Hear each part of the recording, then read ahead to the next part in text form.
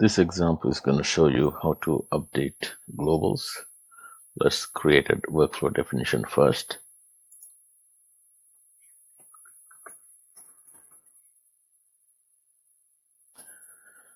You should open up the new definition within the workflow designer.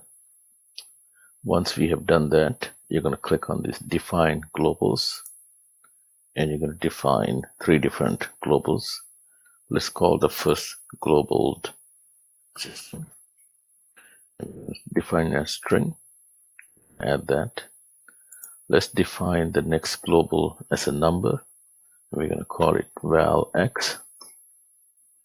And we're going to select number and add that. Let's define the next global as start date. And we're going to add that as a date.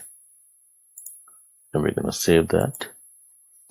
Next, we're going to come to this toolbox and search for update global. And you will see here that we have a step to update a number of globals. We're going to drag that and drop that step. We're going to connect the 2 dots. Okay, now we're going to go and fill the properties of this step. You will see update multiple globals. We're going to provide the 3 different globals here.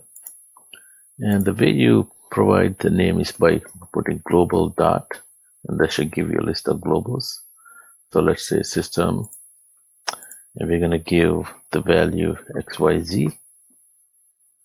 We're going to give global dot, let's say val x. We're going to give a value of, let's say 5678, and global dot start date, give 1/1/2020. We're going to save that. We're going to hit save on the properties here for the step. Next, we're going to save the definition. Now that the definition is created, we're going to go ahead and close this. We're going to create an instance and execute this particular workflow definition. So we're going to go into workflow instances and create a new instance.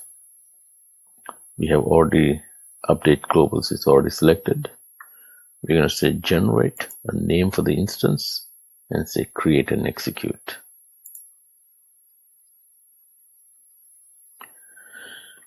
Once it has been created, just refresh the page or click on view instances. You will see that it has already executed. Let's go ahead and render it and view what it shows. If you click on the step itself, and if you look on the globals, you will see the 3 different globals, and you will see the values that are assigned to these globals.